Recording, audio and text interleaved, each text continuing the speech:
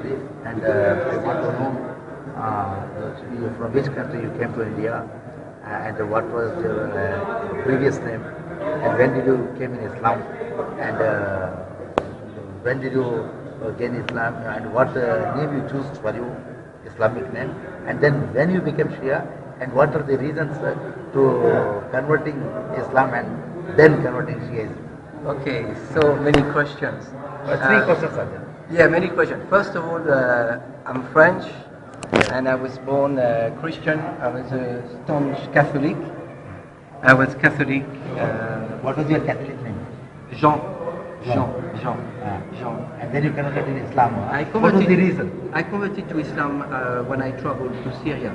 Syria. I met some Sufi people in Syria, and it reminded me of the way Christian would be in the Middle Ages. It was very pure, very innocent way of living, and I really liked it. But at that time, I wasn't prepared to become Muslim. I was just a tourist, and I wanted to enjoy life. And it's only when I came back to France that I realized that truth was in Islam. And so I went back to Syria, and I converted to Islam. And it was a Sunni mosque. I converted with a Sunni mosque. In Syria, which place? In Damascus. In Damascus. Which mosque? The mosque was called Sarujia Mosque. Yes. And after that, after a very short while, from Sunni, I came to Sufism with Khalif Tariqa Shadiliya fi Dimashq. In fact, he's the greatest sheikh of all time. And my sheikh is called Sheikh Ahmed Adel-Rashid. Sheikh Ahmed Adel-Rashid. No, what do you see in Islam? Which thing caused to you to become a Muslim? Only love for Allah. Only love for Allah. It is love for Allah. First of all, you are loving God now. Sorry? First, when you are Catholic, yes, you are loving God. Yes, I know. But what is the difference? Okay, because in Europe, Catholicism is very different. Okay, the difference is that in Europe, Christianism is finished. Catholicism is finished. There is no. It's very little, minimal what is left. However, when I came to Syria and I saw Muslim people, especially the Sufi people, I was really moved. My heart was really moved. In Europe, Catholicism used to be maybe 500 years ago. Now it's no more Catholicism, it's finished. That is why I converted to Islam, and I stayed in Syria for 2 years. I studied with my sheikh Sufism, and then I went back to France. I got married, I had a life. Unfortunately, my sheikh passed away, went to another world. And about 1 year ago, I had very strong sign from Allah about shia. And it was very, very strong. It's personal, so I cannot really explain what kind of sign it was. But of course, I did not know if it was sign from Allah, sign from Shaitan, so I studied about Shia. I studied about Shia, and also I went to Iran twice. I went to Mashhad, and something very special happened to me. When I arrived in Iran, Allah had made everything ready for me. Someone had booked a room for my hotel, my flight to Mashhad was booked, and I did not have to pay anything. It was like something coming from heaven. So, I just follow the path. I went to Mashhad, and I was really impressed by the organization, the way people were very, very kind to each other, very peace-loving people. I really loved Mashhad. I really loved the shrine of Imam Reza. I was really moved. Then I went back to Europe, and I went a second time to Iran in August. I went to Qom. And I want to cry now when I think about it, because when I was in Qom, he saw so many scholars. I was in Qom. It's not really the scholars, but it's a shrine of Sayyidati Fatima Massoumeh. And again, I had really big signs from Allah, very strong signs from Allah, and my heart was really moved. And this is when I already became Shia. Yes. You read the book of Then I Was Guided of Tejani Sunisi. Yes, I saw. Yes, I saw his books on the internet. Yes, very interesting. What I found out about the difference between Shia and Sunni, what is really, there are two things that are very strong. The first one is Karbala, the tragedy of Karbala. And I don't understand how my Sunni brothers still celebrate Ashura. They enjoy. They enjoy Ashura because they say it's a sunnah. Prophet Muhammad ﷺ used to celebrate Ashura. Of course, it was because of what happened to Moses and the Pharaoh. Very different. But of course, Prophet Muhammad ﷺ would not celebrate Ashura, because of Karbala. Of course not. Yes.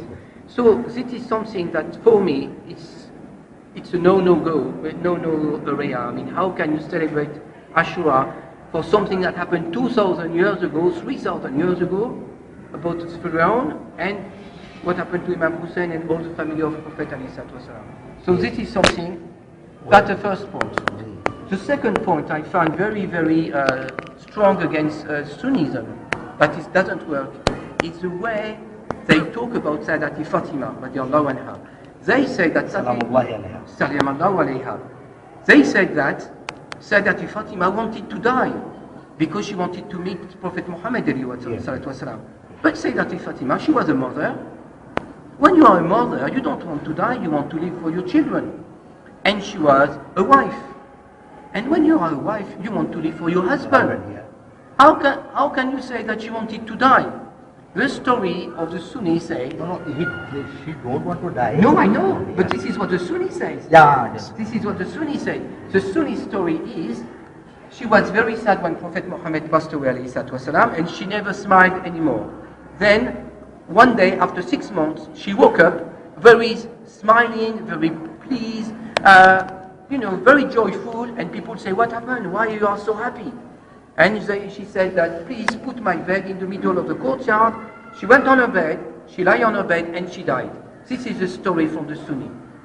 This doesn't match what Prophet Muhammad ﷺ told us. He told us that Sayyidati Fatima is a perfect woman.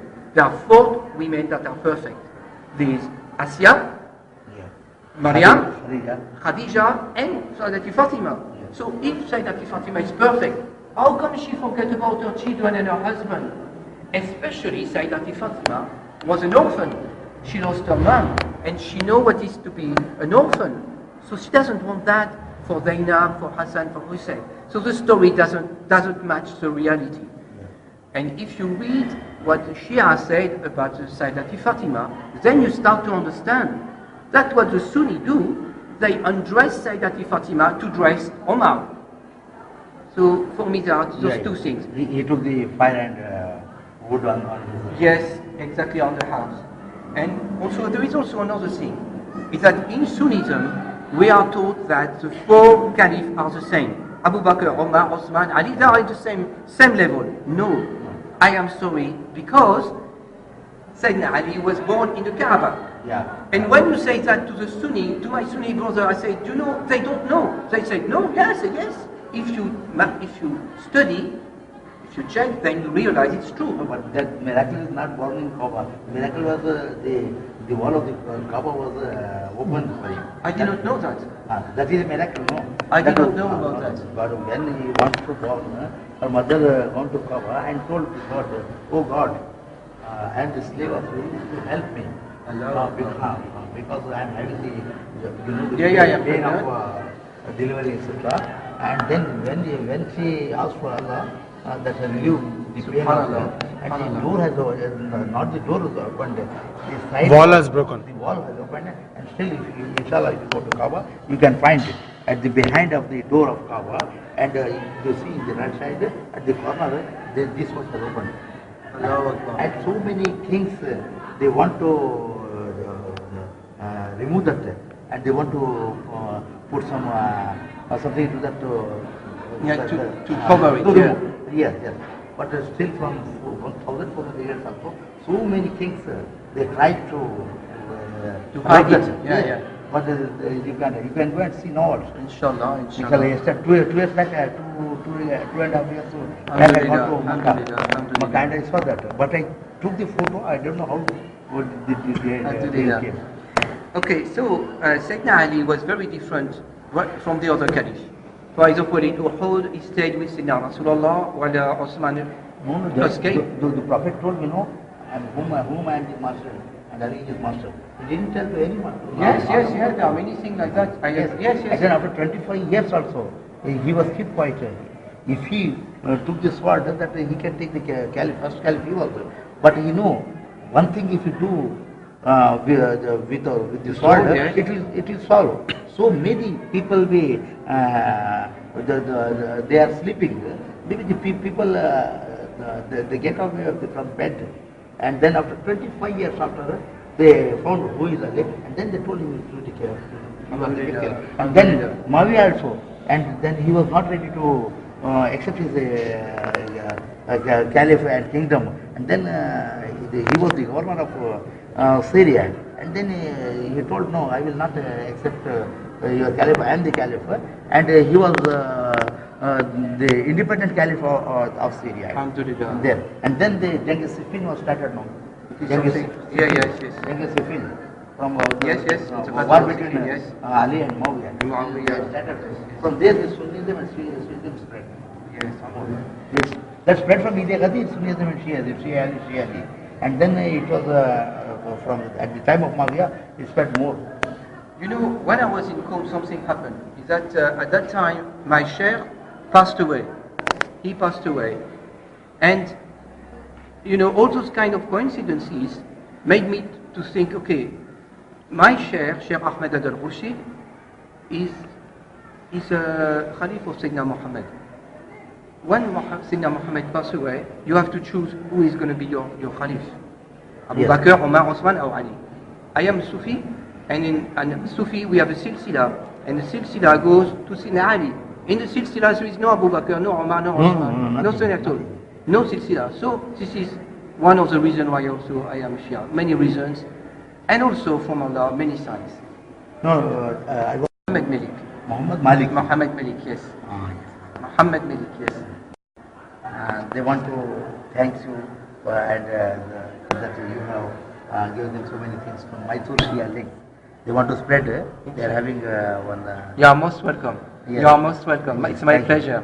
Thank you very much. God bless you and thank you for your welcome. Thank you very much. شكرا جزيلا. شكرا جزيلا. السلام عليكم ورحمة الله وبركاته.